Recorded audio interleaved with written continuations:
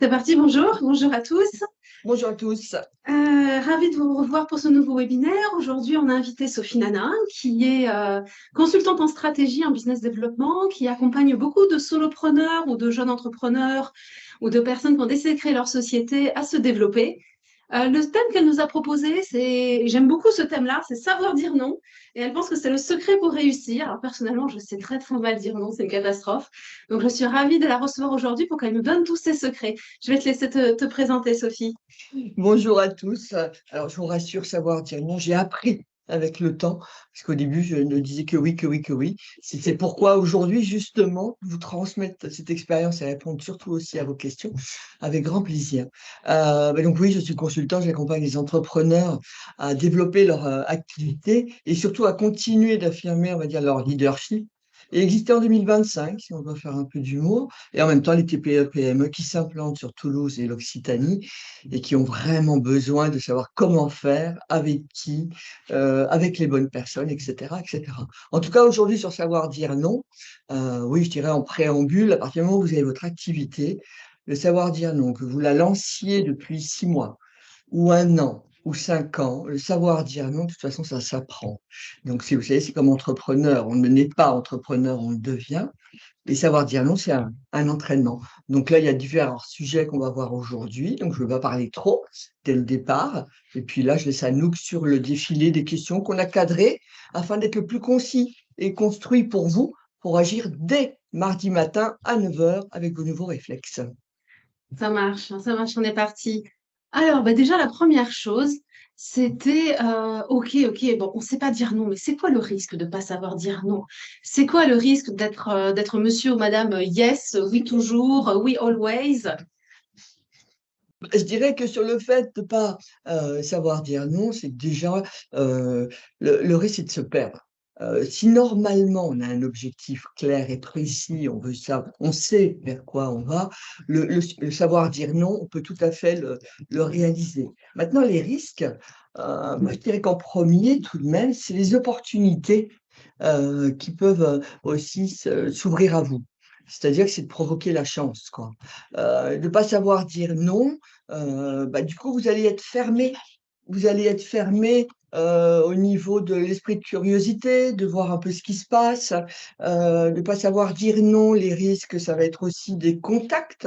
Ça se trouve, il y a des personnes: «Oui, oui, OK, bah, pas de problème, on peut se voir», bon et puis ça se trouve, vous n'allez pas voir qu'en fait, il y a un autre contact qui peut être peut-être plus pertinent. Ça peut se jouer aussi pour un événement, mais en tout cas, les risques par rapport à vos valeurs, la qualité de votre travail, de ce que vous voulez apporter, ouais, vous cassez tout ça. En fait, on a un risque business. On a un risque Oh oui. business, on a un risque financier.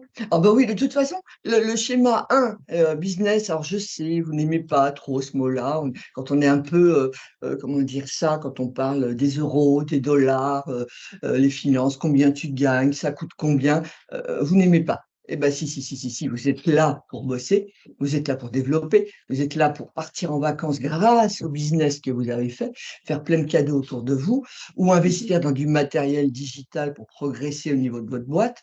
Donc oui, de toute façon, le business, le savoir dire non va forcément impacter. Maintenant, c'est clair que business, faut pas oublier, vous êtes entrepreneur, mais avant toute chose, vous êtes un chef d'entreprise et ça, vous l'oubliez souvent. Donc, il faut être gestionnaire. Il faut, par exemple, vous voyez actuellement, là, très bien, 28 avril, mais là, il faut raisonner 31 décembre 2023. Où est-ce que vous voulez atterrir? Donc, et comment décoller 2024?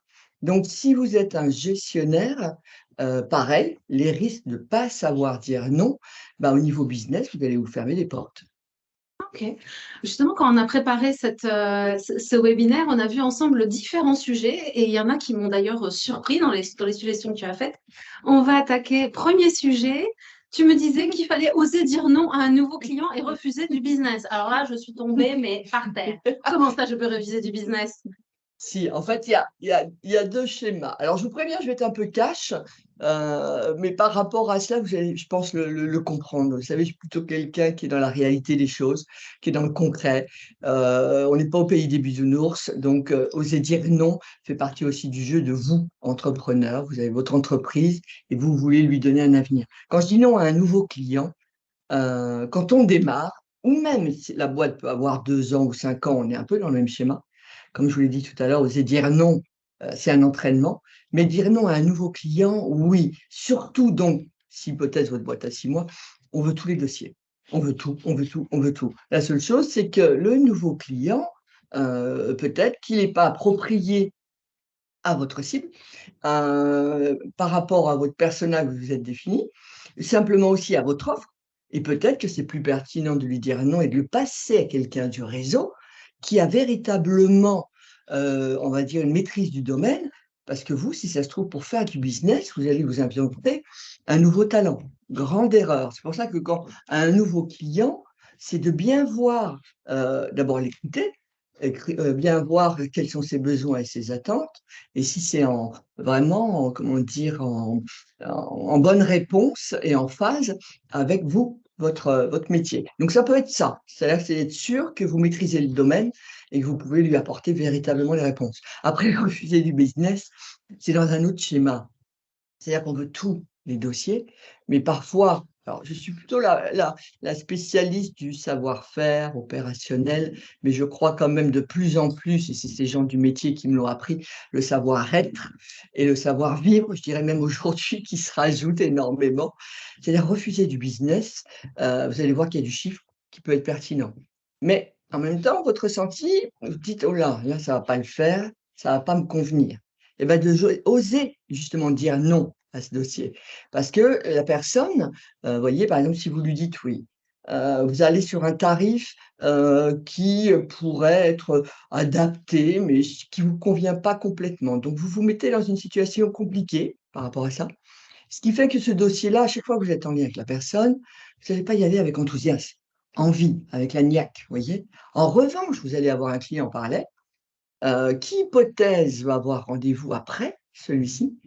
Le premier vous aura énervé et le deuxième à qui vous allez justement devoir apporter du temps, plus d'écoute, c'est un client à la limite que vous avez depuis, 2 ans, bah, vous risquez de perdre en qualité et peut-être sa fidélité. J'espère que je suis claire dans mes propos. Donc quand je dis refuser du business, dans ce cas-là, pour le côté cash, il y a des dossiers à refuser, c'est pas pour vous et ce n'est pas grave. N'oubliez pas que vous êtes un gestionnaire. Si vous faites pas du chiffre en février ou en mars, bah, ça se trouve, c'est avril et mai et juin où ça sera plus pertinent. Mais dans ce cas-là, si hypothèse vous voulez le prendre, ça peut être un casse-pied, mais en même temps, il est bien placé dans une société, il peut vous ouvrir des portes et ça peut être pertinent de le prendre.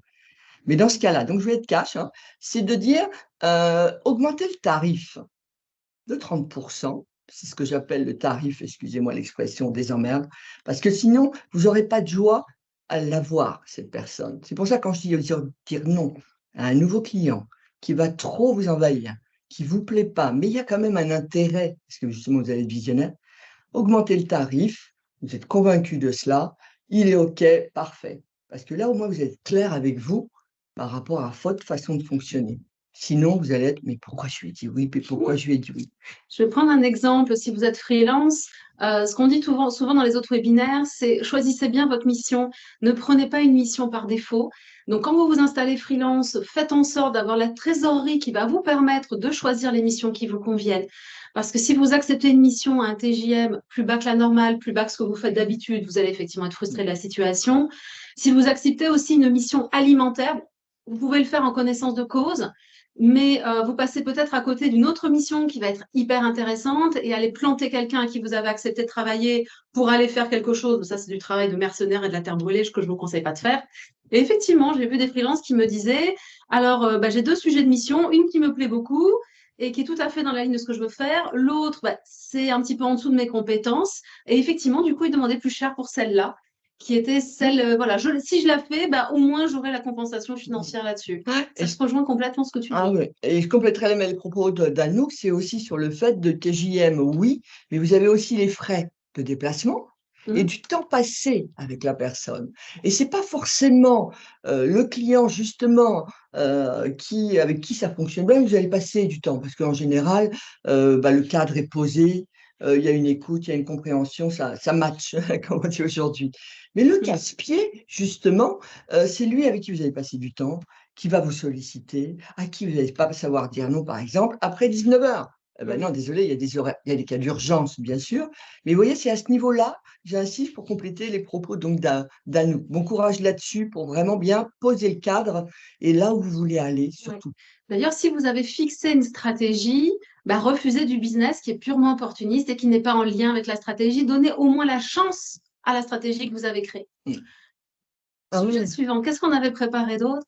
oui. Ah, ben voilà. Alors ça, c'est les sous, on va parler argent. Osez dire non à une négo, vous avez une valeur. Alors, on vous dit, OK, pour la mission, vous demandez 500 euros de TJM et on vous propose 400. Il faut dire non, il faut claquer la porte.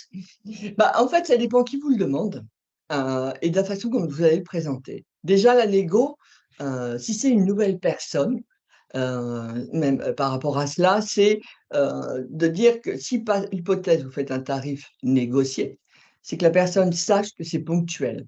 C'est-à-dire que c'est le tarif de bienvenue, c'est le tarif réseau, Mm. c'est les 2 principaux, je dirais, que vous pouvez, utiliser, par rapport à ça et si, c'est effectivement une négo, c'est parce que ça peut être aussi le tarif client fidélisation, vous voyez? Ça peut être sous cet angle-là.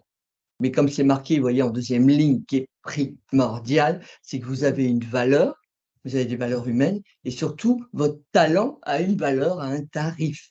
Et la négo, c'est pas ça qui va vous faire, surtout aujourd'hui dans la situation économique dans laquelle on est, honnêtement par constat, c'est pas la négo que la personne regarde. Aujourd'hui, et c'est vrai que le marché est délicat parce que, là, c'est les personnes en qui on a confiance, la fiabilité, la durabilité et d'aller vers des nouvelles personnes aujourd'hui, c'est compliqué. Il faut vraiment bien argumenter. Alors c'est vrai que quand on est installé, comme moi senior, c'est ma 11e année, il y a des liens, il y a un réseau qui s'est mis en place. Les nouveaux qui arrivent, pas toujours simple, parce que justement on veut une fiabilité haute. Mais à vous de faire vos preuves par rapport à ça, grâce à la mise en valeur justement de vos, talents et de déjà les clients que vous avez eus. Maintenant, cette négo, c'est pas parce que vous allez baisser votre tarif que le client va vous dire OK. C'est vous, avec une posture, Mhm. vous êtes convaincu, vous connaissez votre domaine, vous voyez vraiment les avantages et les bénéfices à bosser avec vous, vous argumentez et lui, ce qu'il veut, c'est des réponses à ses problématiques, des solutions plutôt à ses problématiques. Donc c'est pas la négo aujourd'hui. Le côté économique aujourd'hui, ça, c'est vraiment une réalité et si vous soyez curieux, voyez, observez vraiment partout. Alors je dis pas qu'il faille aller sur LinkedIn tous les jours. LinkedIn, pour moi, est une plateforme, d'infos, de business, d'échanges, nickel. Maintenant, vous avez tout le net, hein, vous avez YouTube, vous avez partout. Mais, de suivre effectivement les émissions liées à l'économie et vous verrez qu'aujourd'hui, le client a changé. Le casse-pied, comme on l'a dit tout à l'heure, existe encore, mais c'est surtout quand même la fiabilité pour un tarif. C'est être sûr que voilà, ça va réussir, qu'il peut y avoir une croissance, mais c'est quand même ça énormément qu'on regarde et c'est pas forcément le tarif. Arrêtez d'être obsédé par ça, c'est votre valeur et puis de voir qu'il puisse y avoir un service aussi après-vente, un suivi, que vous assurez en distanciel et en présentiel. En dernier point, ce serait ça. C'est pas la négo qui va être observée absolument. Soyez pas attachés à ça. Ce que tu laisses entendre aussi, c'est qu'on peut dire non à une négociation, enfin une baisse de prix, et on va plutôt essayer d'axer sur Ah oui, la problématique du client, répondre à son besoin, ouais. montrer la valeur qu'on va lui apporter Oui, pour ce tarif-là. ouais, oui, parce qu'en plus, alors ça va vous paraître effectivement bizarre, mais qui fonctionne très bien. C'est-à-dire que si vous avez donc une valeur, je suis sûr que vous en avez une, si vous Comme faites une TJM pour les négo, freelances. ouais, si vous avez vous faites une négo, bon, bah, très bien, mais est-ce que vraiment vous allez être satisfait de cette négociation? Là, il faut vraiment qu'elle soit, alors oui, mais un peu machiavélique, mais s'il y a une négo, c'est qu'il y a un intérêt. Maintenant, il faut voir aussi que le client, hypothèse, vous l'avez déjà avec vous, le but, c'est pas de perdre les fidèles. Vous savez, c'est comme le salariat. On embauche, mais maintenant, le but, c'est de les garder. Bah, là, les clients que vous avez, soyez pas obsédés par rapport à la prospection, mais soyez aussi sur le schéma de: «J'ai des fidèles, je les perds pas et Mm. je m'adapte à ses besoins». Oui, hypothèse, un client, vous gagnez avec lui des missions et vous aviez, je sais pas 3 000 € avec lui, il y avait une récurrence, puis là, tout d'un coup, c'est 1 500. Si vous faites une négo, c'est pas pour ça que vous allez le garder. Mais lui, de son côté, s'il passe à 1 500, c'est pas le client que vous perdez, c'est un dossier différent que vous allez gagner. Donc, vous voyez, c'est toujours ce côté positif, c'est de s'adapter à l'économie actuelle. Le client a changé, l'entreprise a changé, ses besoins ne sont pas du tout les mêmes, ne fonctionnent pas de la même manière.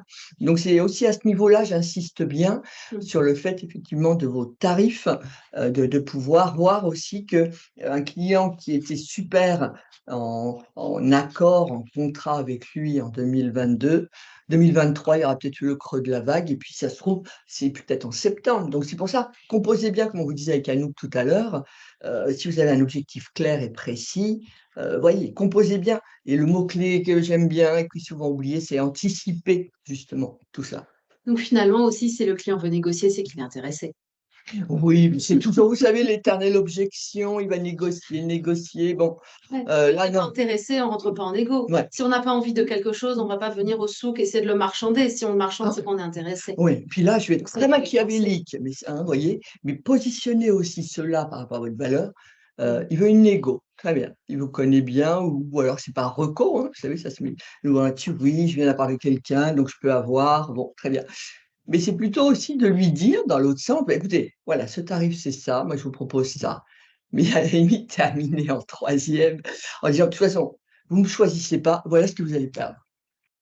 Je vous assure, c'est une façon d'approcher les choses peut-être bizarre, mais je vous assure, c'est aussi le bon schéma. Donc voilà, je Si on ferai prend peut-être la l'exemple, slide. si on prend l'exemple du freelancing, par exemple, vous vous positionnez sur une mission, votre TJM, votre taux journalier est de 500 euros, et le client vous dit, mais moi j'ai un budget de 400. Et là ensuite, on rentre en discussion en disant, OK, vous avez un budget de 400, du coup, vous vouliez quelqu'un aussi qui avait beaucoup moins d'expertise, en fait. Et finalement, c'est peut-être pas la bonne personne qui vous convient. Elle dit, si, j'ai besoin de ce niveau d'expertise.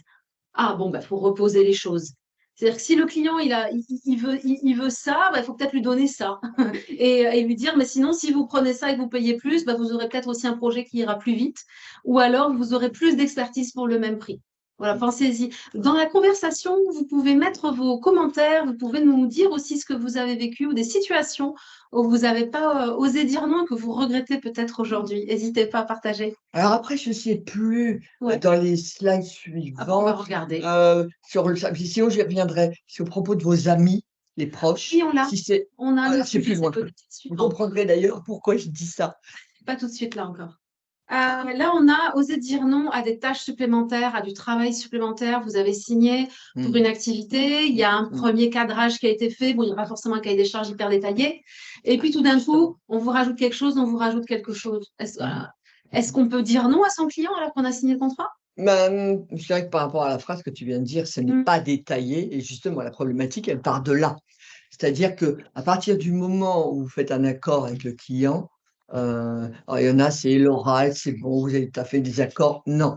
Le mail, le but, c'est vraiment de faire une synthèse par rapport à ce qui a été prévu dès le début, sachant que le mail, par rapport à ça, au niveau juridique, n'a pas de valeur. Il faut vraiment que vous ayez un contrat avec les conditions générales de vente. Voilà.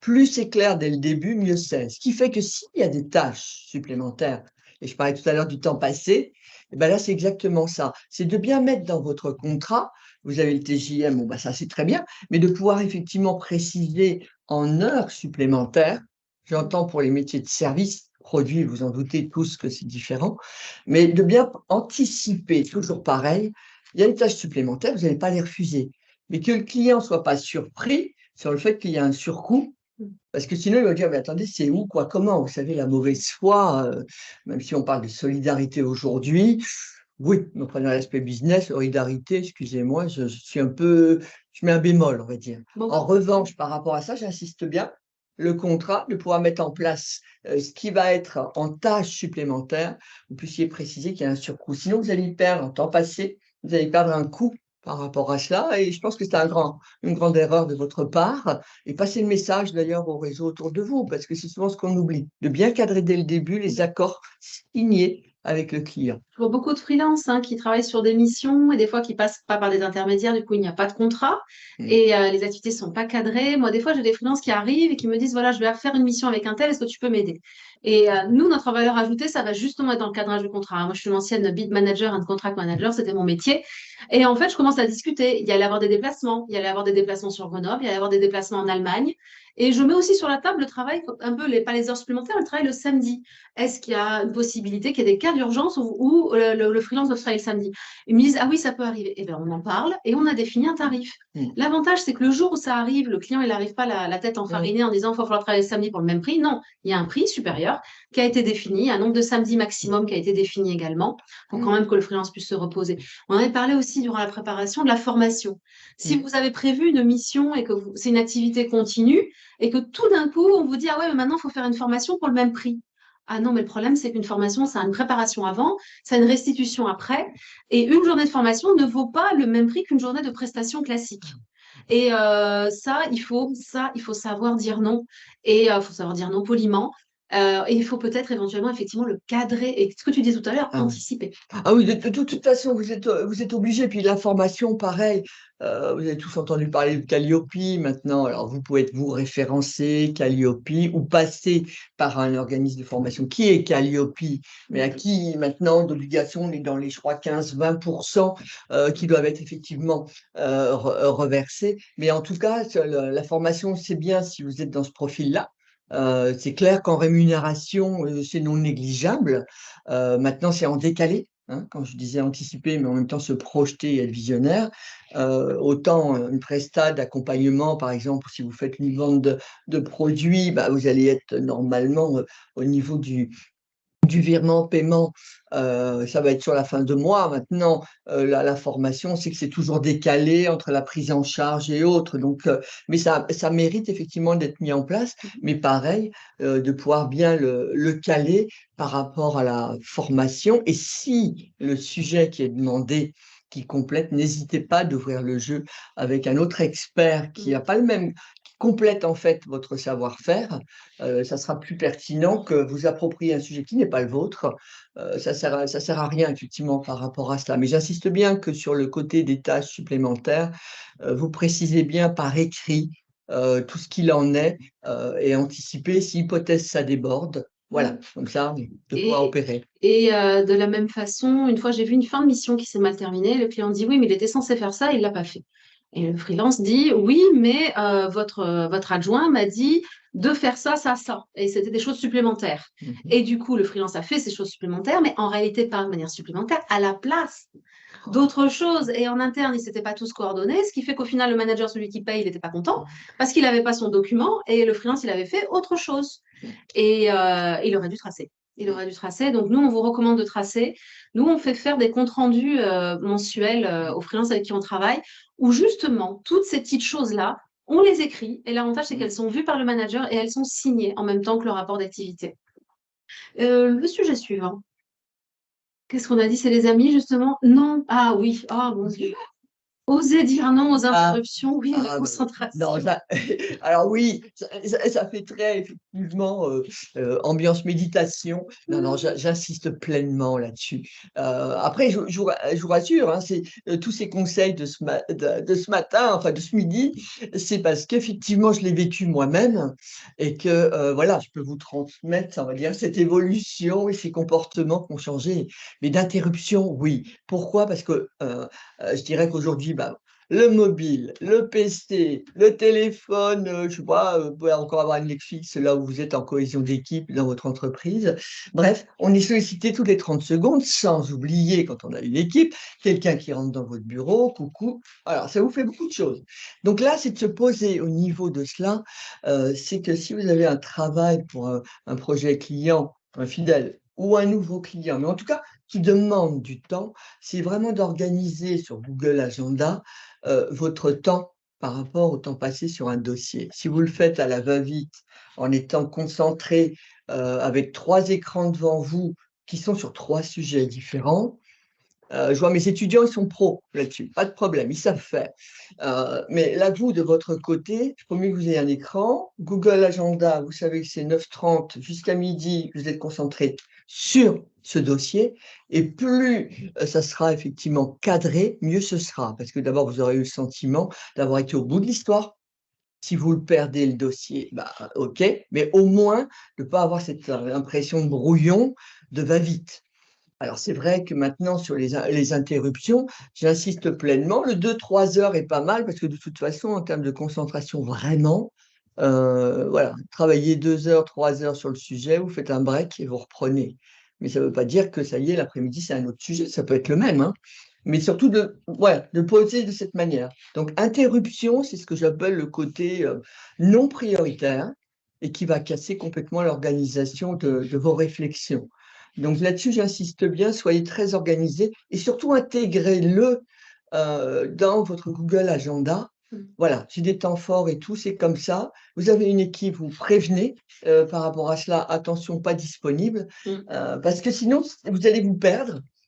Après, même si c'est cadré avec, comme on l'a dit tout à l'heure, un objectif, une stratégie et autres, les interruptions, non, non, il faut vous les interdire à un moment donné pour que ça soit effectivement une matrice et un contenu, surtout un contenu qui soit pertinent et qui réponde à la réponse du client de toute façon. Je lis beaucoup de choses. Il y a un livre qui s'appelle Deep Work et j'ai lu pas mal de choses autour de ça, effectivement. C'est le travail en ultra concentration. Des gens qui disent qu'ils travaillent 2 heures par jour en ultra concentration, comme ça, et qui n'autorisent pas à ce qu'on les interrompe. Et par contre, si un chef de projet, si quelqu'un d'autre dans l'entreprise a une question, ils passeront avant ou après, mais ils se privilégient de ça. Et que ce sont ces 2 heures par jour, au final, qui font le succès de leur activité. Quand vous avez une architecture à monter, quand vous avez de la documentation complexe à écrire, un plan, etc. Osez dire que vous n'êtes pas disponible et refuser les sollicitations tempestives. Après, je me permets de rajouter cela, c'est qu'aussi le jour où vous êtes fixé ces jours-là, c'est un peu comme le commercial ou de se poser dans Google Agenda des moments liés au commercial. Mais si ce jour-là, en concentration, c'est égal à 0, comme le commercial, c'est égal à 0, vous décalez. Ce que je veux dire, c'est en tout cas de bien retenir de ce que l'on vous dit aujourd'hui, c'est sur un temps de 3 heures, par exemple, plutôt que de faire une demi-heure, 45 minutes, j'arrête, je reprends. Non, c'est un seul sujet, ça a toujours fonctionné de cette manière. Alors, il y a plein d'outils nouveaux aujourd'hui, on a des fonctionnements nouveaux, et il faut justement s'adapter à tout ça.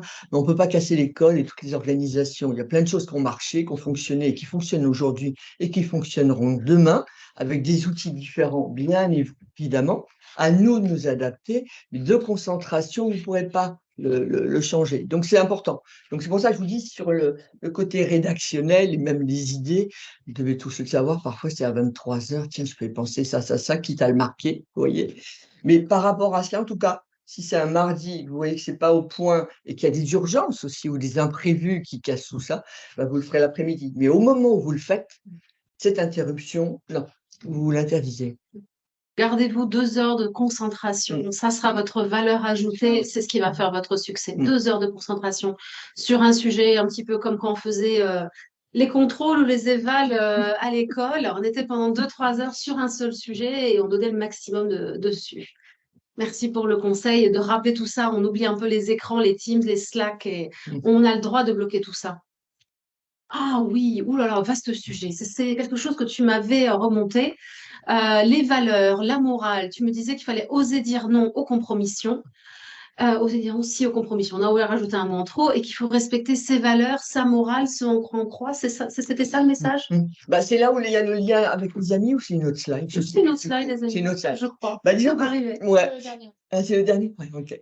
Oui, aux compromissions, parce que c'est bien, c'est de trouver toujours des accords. Vous avez toujours la personne en face, surtout aujourd'hui, sur le côté compromission, c'est-à-dire qu'il va vous demander une info, pas parce que il a véritablement besoin de vous, c'est qu'en fait, il sait très bien où aller chercher l'info, mais il va au plus vite.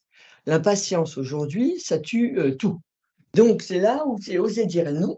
Et moi, je vous invite pleinement, et je l'ai vécu moi-même, je vous dis pas, je me suis fait effectivement, oui, j'aime bien cette expression, comme toujours, chambrer amicalement, où on me posait des questions et je donnais des éléments de réponse. Ça veut dire qu'il y a deux schémas. Le premier, si vous êtes consultant, vous êtes dans une partie service, c'est-à-dire que là, vous êtes en train de donner une réponse qui, normalement, représente un coût. Et une fois, on m'a dit, mais là, tu viens de perdre 500 €, tu viens de perdre 1 000 €. Hop, j'avais donné la solution en direct. Donc, grosse erreur. Ah oui, il y a eu des fous rires, ça c'est sûr là-dessus. Et en deuxième, par rapport à cela, et surtout encore plus aujourd'hui, sur l'impatience. Tiens, tu connais pas un tel? Tiens, j'ai vu qu'il y a un événement, tu pourrais pas m'avoir une invitation? Enfin, toujours leur intérêt. Et là, ce que je vous propose par rapport à ça, sur le lien, c'est de dire: «OK, pas de problème, tu m'envoies un mail». Et là, vous allez avoir, allez, un mail sur 10 qui va être reçu. Ça, la personne n'a pas envie de chercher, elle n'a pas envie d'aller plus loin. C'est pour ça que je dis respectez vos valeurs. Si la personne, vous avez envie de lui répondre et tout, on peut pas non plus, oublier quand même notre côté un peu, humain. On donne, pas forcément pour recevoir à chaque fois, mais vous verrez qu'avec le temps, vous allez ressentir la personne là, bon, ou de la mauvaise foi ou de l'envie, elle a pas donc il y a la personne qui veut aller à la facilité, voyez? Que vous soyez un facilitateur, oui, ça peut être votre rôle.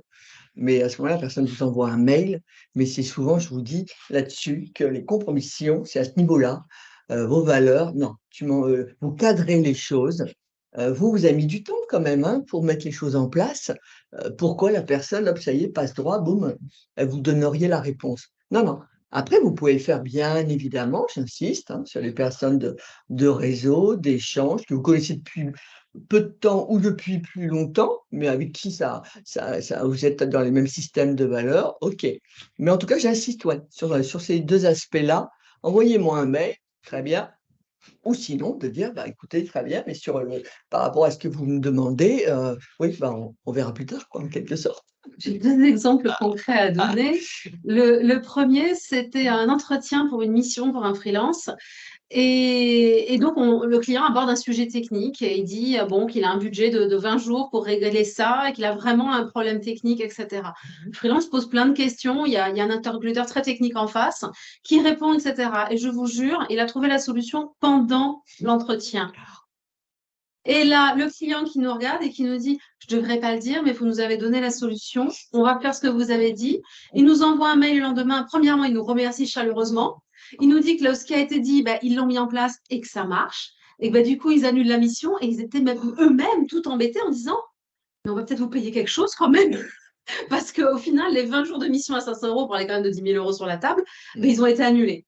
Après, d'un autre côté, c'est aussi des fois rendre des services, bah, ça peut revenir. Oui, ça Si c'est le autre client là, il a dit bon, bah écoutez, on a dit non, on peut rien payer, c'était voilà, c'était dans le sujet technique. mmh. La fois suivante, quand il a eu un sujet, il a pensé de nouveau à ce freelance, il l'a refait travailler, il lui a donné un sujet d'ailleurs de plus longue durée. Mmh. Si vous rendez des services, bon, faites en sorte que ça vous revienne. Par contre, soyez pas la bonne poire qui va toujours rendre service, qui va Mmh. toujours aider à trouver des solutions au détriment de ce que vous êtes et de Ouais. ce que vous faites. Après, il y a aussi un autre aspect par rapport à ça, oser dire non. Bah, j'ai vécu cette situation, encore dernièrement. C'était un client où, bah, j'avais donc une journée de travail, d'immersion dans son entreprise, donc à être présent et à échanger et à travailler en direct et apporter des solutions en direct par rapport à ce qu'il souhaitait. Sauf que, bah, la matinée, pas vraiment présent et allez, on a passé 45 minutes ensemble, quoi.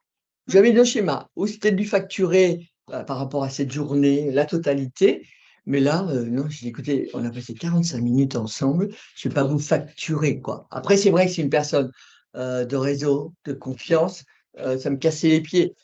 C'est vrai qu'il y a quelques années, je pense que j'aurais facturé, peut-être que même aujourd'hui, ceux qui m'écoutent me disent: «Mais pourquoi vous l'avez pas fait?»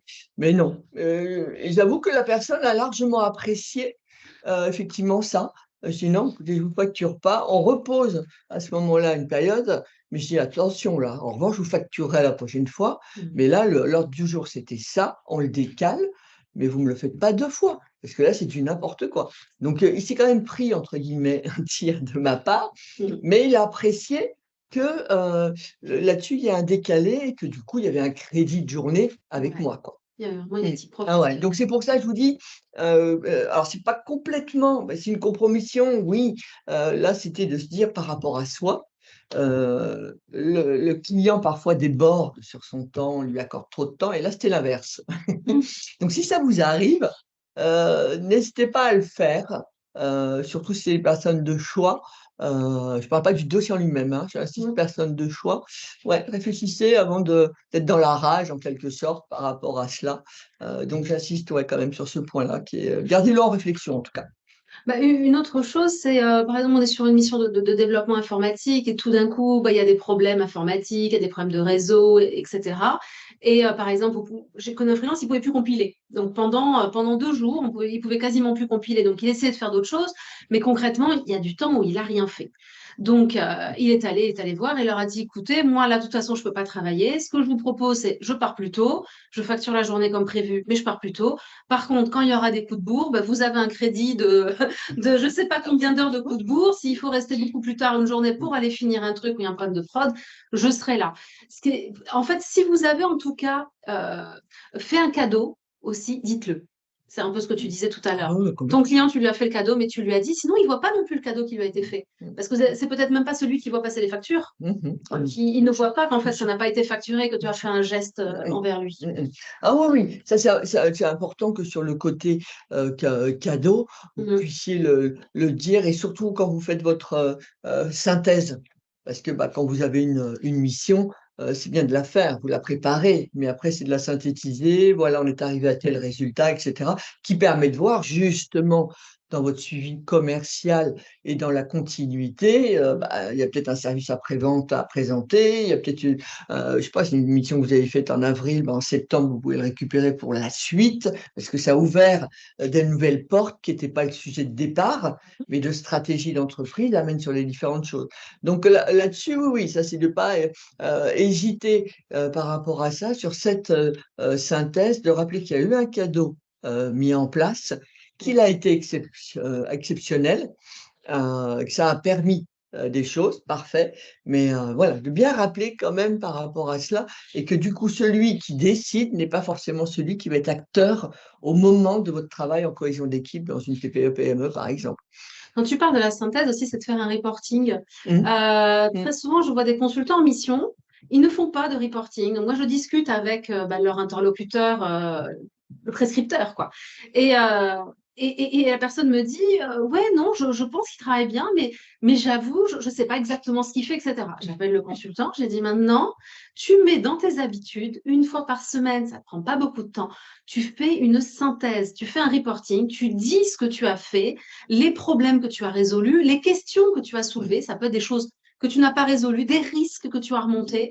Essaye de montrer la valeur ajoutée que tu leur as apportée. C'est pas grand-chose, c'est un petit mail, c'est quelques lignes, c'est un paragraphe. Je le refais un point un mois plus tard avec la même personne, le même prescripteur technique, il me dit ah ouais, non, c'est formidable, il a apporté ça, il a solutionné ça, etc. Il a levé tel risque, etc. Et là, en fait, c'était le jour et la nuit. Et tout simplement parce que cette personne, elle avait l'information qui lui Ouais. remontait, elle avait ce reporting, elle avait cette activité d'analyse de synthèse qui lui était Mmh. faite. Et ne pensez pas aussi que votre client, il voit tout ce que vous avez fait pour lui. Ouais. Les cadeaux, les gestes, Mmh. la valeur ajoutée. Mmh. Vous pouvez le dire, hein, ce genre de choses. Après, pour compléter ça, moi, je suis énormément dans le schéma aujourd'hui 2023 de s'adapter à la situation actuelle, c'est-à-dire les nouveaux outils. Puisque maintenant, le présentiel se complète par le distanciel, pour moi, c'est indissociable. Vous pouvez aussi faire une synthèse qui va être sur Zoom, Teams, ce que vous voulez comme outil. Vous l'enregistrez et comme ça, le boss, à ce moment-là, peut avoir cette synthèse, hein. J'entends bien, je parle de la synthèse, on n'est plus dans le côté contrat, valeurs juridiques et autres, mais ça peut être bien dans le sens où quand eux vont faire des réunions, c'est enregistré et en visio, bah, du coup, c'est mis en place. Ça, il y a quelques années, on ne pouvait pas trop le faire, mais que ça puisse devenir un réflexe de votre côté, c'est pas mal parce que du coup, vous allez avoir des présences, OK, sur des projets. Si vous bossez sur toute la France, bah, comme ça, au moins, vous avez cet outil. Mais pour une synthèse, ça peut être pas mal parce que du coup, il y a des remarques qui vont être entendues, parce que la synthèse, c'est bien, mais c'est d'entendre une remarque à l'oral qui va être faite. Ce qui fait que c'est du machiavélisme, certains vont me dire: «Non, non, pas du tout». Mais s'il y en a qui a dit: «Mais non, mais on ne l'avait pas vu», vous avez cela et sa remarque a été effectivement mise en avant. C'est aussi un élément important. Alors, j'insiste sur le fait que de visio, les réunions maintenant se font pas mal comme cela et ça peut être à donc utiliser cet outil d'enregistrement pour pouvoir justement faire un point. L'écrit, c'est bien, mais le timbre de voix, impacte et est plus pertinent parfois, surtout s'il y a des situations, pourquoi pas compliquées. Oui. Ça peut être bien humainement, ça fera un piqûre de rappel de vos valeurs, quoi. Puis quand les situations se tendent, quand les situations deviennent difficiles, là on a eu un cas il n'y a pas très longtemps, il y a un N+2 dans la structure qui a changé et du coup, ben, voilà, qui venait, qui roulait des mécaniques et le pauvre consultant freelance il s'en était plein la tête. Il y avait l'impression qu'on s'acharnait un petit peu sur lui. Bon, je pense que c'était le nouveau directeur qui voulait un peu poser ses choses. Et j'ai commencé à lui dire, tu traces. Tu traces, tu notes. Effectivement, on peut aussi enregistrer. Il me dit, oui, il me dit qu'à la visio, j'ai pas dit ça, j'ai pas fait ça, mais je l'ai fait. Il faut les enregistrer. Il faut les enregistrer, il faut avoir la preuve de ce que Mm, tu as fait mm, mm. pour le moment où ça viendra un petit peu trop loin et tu pourras au moins te justifier et donner les informations de manière factuelle. Voilà, le but, c'est pas de. Mais les situations conflictuelles, des fois, peuvent monter très haut et vous pouvez avoir des problèmes aussi pour être payé. Hein.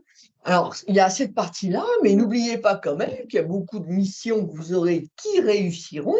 Et si vous l'enregistrez et qu'en plus vous avez des compliments enregistrés, et oui, moi, vous savez, je suis toujours sur la philosophie du verre à moitié plein, mais je suis aussi quand même comme Anouk, hein, on est dans la réalité des sujets. Mais n'oubliez pas ces deux schémas aussi, parce que, pareil, visionnaire, vous avez des recours, il faut avoir des preuves pour rassurer et convaincre le client. Bah, ces enregistrements, pourquoi pas, hein, ça peut être aussi le nécessaire. Mais en tout cas, d'entendre que ça a été, comment dire, un plus et une réussite, là, les entrepreneurs, je vous invite quand même aussi là-dessus, sur le fait où si vous travaillez avec d'autres experts en synergie, bah, à la limite, vous la partagez. C'est non négligeable de voir que bah, voilà, vous avez fonctionné peut-être à 3-4 sur des métiers différents et complémentaires, et il y a eu cette vidéo. Voilà, c'est simplement cela. Ça marche. Et je crois qu'on arrive aux amis. Hein. Je crois qu'on y arrive. Ah, non, ah non, toujours pas les amis. Non, non, non. Ah, alors ça c'est. Ah, Alors Sophie, je l'ai rencontrée pour la petite histoire dans une after work. Et je vais dans un autre événement la semaine suivante et je recroise Sophie. Et au troisième, je vais à une conférence quelques semaines après et là j'ai dit bon bah, on va se présenter quand même parce que ça fait 3 fois qu'on se croise. Et du coup, je me suis rendu compte bah, que j'étais pas mal invitée, elle est pas mal invitée, on se retrouve à réseauter, mhm. etc. Et ce que tu me disais, c'est qu'on peut se retrouver un peu bouffé par ça, piégé par ça, trop invité. On peut manger à l'œil quasiment tous les jours, c'est ça?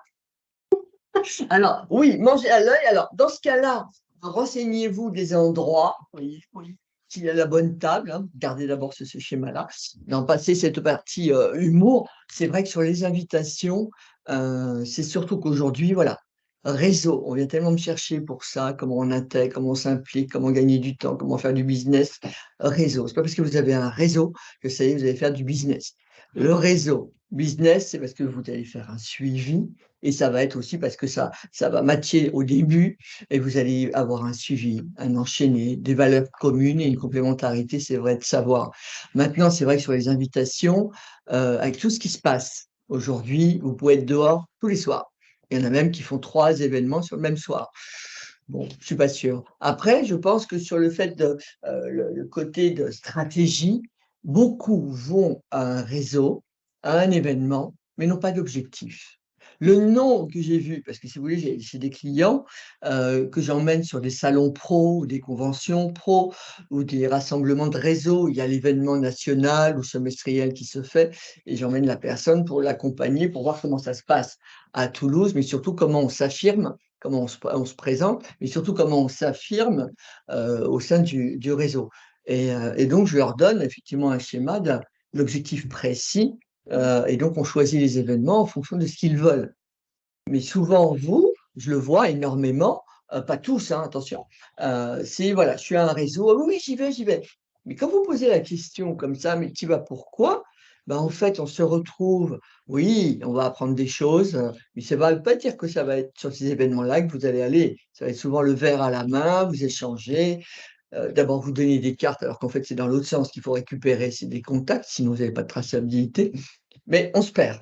Donc c'est pour ça, réseauter avec stratégie, c'est toujours pareil. 2023, voilà. Si hypothèse, par exemple, c'est l'industrie qui vous intéresse, rapprochez-vous des événements liés à l'industrie, les événements, pourquoi pas, liés au management, les nouveaux outils. Ça peut être également, bah, quels sont les réseaux, les acteurs du monde de l'industrie. Voilà. Et au lieu d'en faire 15 dans l'année, bah, si vous réseautez avec stratégie, vous allez identifier les événements phares où ça va être percutant pour vous. Après, si vous avez un peu d'appréhension pour y aller, ben, vous allez à 2 ou 3 et puis vous vous complétez. Et en même temps, ça peut être aussi pas que du réseau. Allez aussi sur des sujets qui peuvent être justement avec stratégie, peut être des conférences sur des thèmes donnés qui ne sont pas les vôtres et vous allez apprendre des choses. Donc, vous voyez, c'est à ce niveau-là. Donc, vraiment, oser dire non aux invitations, pareil. Ah bah viens, tiens, il y a ça, il y a ça. Bon, pas sûr. Parce que vous pouvez très bien fermer la porte à ce qu'on disait au tout début. Oser dire non, c'est aussi saisir des opportunités. Si ça se trouve, si vous n'avez pas réfléchi, ce soir-là, vous n'avez pas osé dire non à quelqu'un, bon, ça va être un réseau, oui, ça va être sympa. Mais pourtant, ce soir-là, si vous aviez bien observé, si vous aviez anticipé, construit les choses, et ben, ce même jour, il y avait un événement important pour vous, avec les décideurs, les cibles qui vous conviennent ou les sujets qui vous conviennent, et vous n'allez pas pouvoir y aller parce que ben, vous êtes engagé. Après, maintenant, si vous êtes engagé pour quelque chose qui vous plaît moyen, alors qu'il y a autre chose, le schéma peut aller dans l'étape 2 de dire: «Bon, écoute, non, j'ai vu un autre événement, et puis par délicatesse, viens plutôt avec moi, ce sera pertinent», puis vous inversez le processus, vous voyez? Mais vraiment, voyez vraiment où est-ce que vous voulez aller et puis de pouvoir effectivement aussi, au terme d'invitation, que ce soit salon pro, after work ou autre, mais surtout les salons, ne pas hésiter à sortir de Toulouse, aller sur, Narbonne, Montpellier ou autre, ou Bordeaux, Agen, enfin, il y a plein de lieux où des thématiques sont plus pertinentes dans d'autres villes ou Lyon, hein, c'est à 4 heures de TGV Toulouse et là-dessus, il y a peut-être des thématiques qui sont mieux portées dans d'autres villes que dans la nôtre. Mmh. Maintenant, attention, hein, Occitanie, 13 départements, on est la meilleure région de la terre. Donc, mais quand même, observez bien par rapport à cela. Et donc valoriser ce qu'on a fait en réseautage, c'est-à-dire noter les entreprises qu'on a rencontrées, noter les gens qu'on a rencontrés, dans quel Ah oui, contexte, ah de quoi on a discuté. oui. Ah oui, réseauter avec stratégie, oui, Mmh. parce que si par exemple, c'est bon, bah, ceux qui se lancent cette année, bah, d'abord, bon courage et bravo pour se lancer vers l'entrepreneuriat. Mais s'il y en a, c'est leur deuxième année, faites déjà un comparatif. Qu'est-ce qui a marché l'année dernière? Là où vous avez perdu du temps, là où ça a été stratégique, là où ça a réussi. Pour que cette année, vous voyez les pics de progression, d'amélioration, ce que vous allez supprimer, ce vers quoi vous allez vous tourner pour innover. Vous voyez, c'est aussi ce comparatif, n'oubliez pas. C'est pour ça que les bilans perspectives sont toujours intéressants et le fait de réseauter, j'insiste bien, oui, réseauter, mais en même temps, il y a pas forcément des déplacements systématiques. Cadrez-le par rapport à ça, mais si vous n'avez pas de suivi post-événement, réseauter, non, ça ne vous sert à rien. Et aux amis. Ah, je pense qu'on les a, les amis. Osez dire non à vos amis, n'ayez pas peur des conséquences. C'est pas facile du tout. Je connais par exemple quelqu'un qui a un magasin et des fois les gens qu'il connaît viennent et c'est pas facile. Ils ont un projet qui est un peu bancal, qui n'est pas forcément exactement dans son cœur de métier et on peut avoir peur de leur dire non et de refuser de les aider. Ils vont se dire tiens, mais c'est mon pote et il veut pas m'aider. Ah oui, oui, ça j'insiste pleinement, heu paraît bizarre comme phrase, mais vos amis sont vos meilleurs ennemis quand vous lancez votre boîte, ou même sur 1 an, 2 ans. Mais comme je vous l'ai dit tout à l'heure, bon, on ne naît pas d'entrepreneur, on le devient, et après, bah, 1 an, 2 ans, 3 ans, il y a quand même une maturité professionnelle d'entrepreneur qui se met en place. Donc on sait plus facilement dire non. Mais vos amis au début: «Oh allez, attends, on se connaît depuis 10 ans, 15 ans» et cetera. Alors là, quand je disais tout à l'heure, les tarifs, vous savez, spécial, si hypothèse vous le faites et vous pouvez, il y a quand même des amis qu'on a depuis longtemps ou des amis qu'on ne connaît pas depuis longtemps, mais c'est comme si on les connaissait Mhm. depuis des années, vous pouvez faire un tarif. Mais dans ce cas-là, c'est le tarif ou vous l'appelez tarif bienvenu, comme je disais tout à l'heure, ou tarif réseau, mais que la personne sache que c'est ponctuel. Après, rajoutez au niveau des amis: «OK, je te fais un tarif, parfait, on voit ensemble».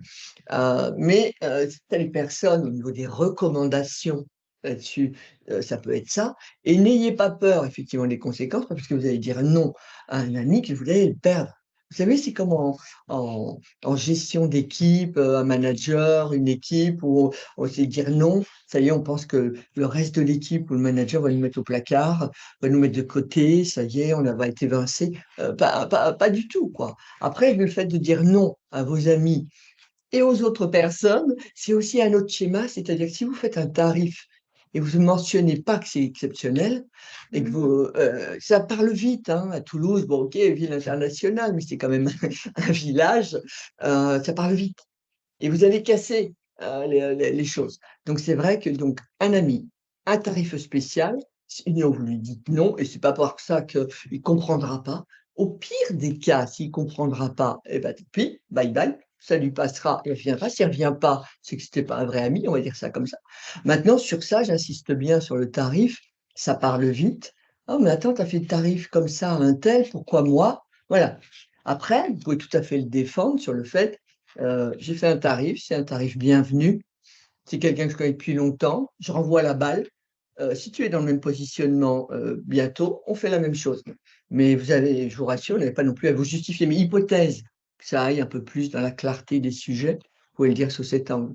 Mais en tout cas, oui, vos amis, c'est vrai qu'il y a un réseau de proximité, c'est important à soigner. Mais les amis, oui, oui, non, non, faut vraiment bien cadrer, par rapport à cela. Ça paraît bizarre, mais j'insiste bien que l'affectif prend place et ça casse tout, quoi. C'est clair, c'est clair. Ça peut, en tout cas, ça casser les choses. Ça marche. Et je pense qu'on arrive sur la conclusion. La conclusion, ça, c'est ce que tu m'as dit, Sophie. Et waouh, ça m'a. Je me suis dit, c'est vrai. Tu me disais en fait, dire non, on pense souvent que c'est renoncer. Tu m'as dit que c'est choisir. Et après, tu m'as dit, mais il faut aller plus loin que choisir. Et oui, alors c'est vrai que là-dessus, ça me fait sourire parce qu'en fait, ce schéma-là, il est tellement multiplié aujourd'hui, et je vois dans les accompagnements que je fais ou formations avec les étudiants, hein, ou les conférences, parce que ce soit étudiant ou un manager, c'est un peu pareil, hein. Donc on parlait tout à l'heure d'anticipation, mais choisir, c'est vraiment pas pareil du tout que décider. C'est-à-dire, on se dit, bah voilà, 2023, on va choisir d'aller vers le monde de l'environnement, très bien, ou le digital, voilà, on va faire des choses, parfait. Mais décider, c'est ça y est, on passe à l'action. Choisir, c'est de la réflexion. On fait des choix. Ah bah tiens, on va aller là, on va aller là. Tiens, on va prendre 2 personnes de plus dans notre entreprise. Ah bah tiens, on va prendre 3 alternants. Ah bah tiens, on ouvre une cellule à Bordeaux ou à Nantes. OK. Voilà, on fait des choix. Maintenant, il faut passer à l'action. Alors, c'est le crédit, il faut faire les demandes, et cetera. Enfin, il y a plein de sujets nouveaux. Il faut faire le recrutement, si on prend dans l'équipe et tout. Mais ça demande du temps. Et puis, décider, là, on s'impose, on s'affirme. Il faut gérer le risque, pas le côté prendre des risques, parce que pour moi, bon, ça a du sens. Mais gérer les risques, ça veut dire pareil, on a anticipé. Mais donc, du coup, c'est de passer à l'action par rapport à ça. Donc, c'est de dire non, c'est de se dire, bon, bah, par exemple, l'ambition, c'est bien, mais à un moment donné, c'est peut-être de décaler, de privilégier peut-être une équipe plus forte, des formations plus fortes, pour que tout le monde soit performant. Et puis à ce moment-là, on va aller sur des plus grands locaux plus tard. On va déjà affirmer tout ça et mettre ça en place, que ce soit cadré, avant de. Donc, on passe à l'action au niveau donc des compétences, du savoir-faire, avant d'aller, ça y est, on va avoir le super low-code, le super matériel, etc. Voilà, c'est de faire des choix à ce niveau-là, mais c'est de passer véritablement à l'action. Et donc, du coup, les résultats, qu'est-ce qui se passe? Et puis donc, là-dessus, c'est pas du tout la même chose. Donc, c'est pour ça que le côté dire non, s'il y a une décision qu'on va pas savoir tenir, là, ça va être véritablement un problème, surtout en cohésion d'équipe ou avec effectivement TPE, PME qui ont une équipe, il va falloir booster, motiver tout le monde puisqu'on va sur des schémas nouveaux. Bah, c'est un entrepreneur, lui, de son côté, on parlait tout à l'heure de tarifs ou de réseau ou autre. Voilà, vous allez prendre la décision d'aller dans certains réseaux, bah, il va falloir passer à l'action pour vous impliquer. Et si c'est un tarif, je veux faire une croissance par rapport à mon chiffre d'affaires en 2023, bah, il va falloir tenir le cap et décider de non, non, savoir dire non. Je sais le faire, je tiens, et puis voilà, je vois comment effectivement j'opère. C'est à ce niveau-là. Choisir vraiment, OK, ça c'est l'histoire, on va dire. C'est un peu comme, vous savez, un film, c'est le script. Voilà. Le choisir, c'est ça. Maintenant, décider, bah, ça y est, c'est l'action, c'est voilà, on va tourner le film, on a le scénario, maintenant il faut que la production elle y fasse des euros. Voilà. Si je prends un parallèle avec un freelance qui a plusieurs choix de mission, en fait, qui se présentent à lui. On lui présente une mission, il passe un entretien. On lui présente une autre mission, il passe un entretien. Et j'ai vu des freelances quasiment incapables de décider. Ok, tu as passé un entretien, cette mission t'intéresse ou pas? Oui, mais j'ai envie de voir quand même ce qu'on va me proposer d'autre. Très bien. Et je l'appelle à la fin de la semaine. Bon, est-ce que tu as décidé? Non, parce qu'en fait, bon, j'ai vu le deuxième. Bon, il y a des plus, il y a des moins par rapport à ce que tu m'as présenté. Mais là, il y a quelqu'un qui m'a contacté pour autre chose la semaine prochaine. À un moment donné, il faut décider. C'est-à-dire que si la mission, si tu as des critères forts par rapport à ta mission, tu dis, moi, je veux à tout prix que ma mission, que ça soit dans la technologie, ça soit payé tant, j'ai tant de télétravail, etc., et que la mission qu'on te propose correspond à ta stratégie, à tes critères, il faut décider et il faut y aller. La semaine suivante, il m'appelle en me disant, ouais, non, elle n'était pas intéressante finalement, l'autre mission. Bon, ben, je vais rester sur ça que tu m'as proposé. Et je lui dis, mais je suis désolée, c'est plus possible. Le client, il a pris quelqu'un d'autre. Tu n'as pas été capable de décider, tu n'as pas été capable de dire quand tu allais décider, tu n'as pas été capable de te positionner, tu as fait jouer un peu trop la chèvre et le chou, tu as été assez indécis. Au bout d'un moment, finalement, le choix s'impose presque par défaut, bah, c'est fini, c'est plus possible. Et là, la personne se retrouve avec plus rien. Donc, il faut définir ses critères, il faut anticiper. Ah ouais. Je note ce que tu as dit. Ouais. Définir ses critères, on anticipe, on met une stratégie. On dit non Alors, par rapport à sa stratégie ouais. et ensuite on décide. Ouais. Et en dernier point, ce que je vous Ouais. dirais aussi, c'est que vous avez un objectif 2023, vous avez effectivement une stratégie, mais le plan d'action, il peut bouger. Parce que si vous faites un point, par exemple, trimestriel, votre objectif, bah, on sait que c'est croissance de chiffres ou plus fidéliser ou tout simplement peut-être plus développer en dehors de Toulouse, parce que n'hésitez pas à prendre la voiture, le train et à les développer ailleurs, parce que je vous assure qu'il y a aussi pas que Toulouse métropole, il y a aussi d'autres départements où vous pouvez y aller. Mais maintenant, c'est de décider 2023, par exemple, croissance de chiffres, hein, on est un peu tous là-dessus, donc je vais rester là-dessus pour le final et de dire que bon, bah, sur ça, niveau du plan d'action, trimestriellement, bon, tu fais combien de déplacements? Où est-ce que je suis allé? Est-ce que ça a marché? Pas marché? Vous voyez, votre objectif, c'est la croissance de chiffres. Votre stratégie, ça sera de fidéliser des nouveaux clients ou secteurs d'activité. Je bouge plus et je fais plus de déplacements. Et le plan d'action que vous aviez mis en place sur le premier trimestre, bah, peut-être que le deuxième trimestre, vous allez faire différemment. Mais ça ne veut pas dire que vous dites non et que vous cassez tout ce que vous avez décidé, pas du tout. C'est que justement, vous avez mis des choses en place, vous faites un bilan, vous voyez qu'il y a des choses plus adaptées, parce que bah, votre réflexion, les idées amènent les nouvelles idées. Et donc, du coup, ah bah tiens, on pourrait aller là-dessus. Et comme on le disait tout à l'heure, les opportunités, vous n'aviez pas vu avant, vous n'aviez pas cette réflexion-là, mais votre objectif 2023 est le même. Mais l'histoire va effectivement un peu changer dans les axes que vous allez prendre, parce que vous allez évoluer, avancer. Et puis, bon, bah, il y a d'incroyables changements aujourd'hui, de toute façon, sur lesquels il faut effectivement s'adapter. Donc, c'est pour ça que j'insiste bien sur cette partie-là. Remettez bien en cause trimestriellement où vous en êtes, comment, est-ce que c'est pertinent, et de voir bah, dans le trimestre à venir, ah tiens, il y a tel événement, ah tiens, il y a tel client, ah, il y a tel sujet sur lequel vous pouvez aller. Et là, c'est votre objectif. Mais le plan d'action peut bouger, au contraire, c'est-à-dire que vous allez mieux transformer, mieux concrétiser, parce que vous allez avoir ce Tirer recul. des leçons, quoi. Il faut Ah oui, tirer des leçons entre l'amélioration continue, être agile. Donc au final, ce que tu dis, la conclusion, c'est oser dire non, mais aussi sachez dire oui aux opportunités. Sachez voir les opportunités, dire oui, être agile aussi là-dessus. ah oui. Une stratégie, un plan d'action, c'est pas figé dans le marbre. Oui, parce que de toute façon, ah oui, puis c'est surtout pas figé en marbre. Et puis souvent, honnêtement, si on ne sait pas dire non, c'est aussi l'appréhension. Dès qu'on change des choses, ça y est, c'est oh, mon Dieu, ça va pas le faire. Sortir de sa zone de confort, on n'aime pas. Quelque chose qui est cadré, on n'aime pas le changer. Donc c'est pour ça, si vous voulez évoluer en tant qu'entrepreneur, chef d'entreprise, et continuer vraiment d'affirmer votre leadership 2025-2026, il faut vraiment que là, vous réfléchissiez vraiment comme un gestionnaire de sa boîte. Après, réfléchissez à plusieurs, restez pas dans votre coin. Par rapport à ça, bien, décider, choisir comment je fais, mais là, je me suis planté, je ne sais pas. Ah, ça a marché. Échanger, c'est là où, oui, le sens des réseaux est présent.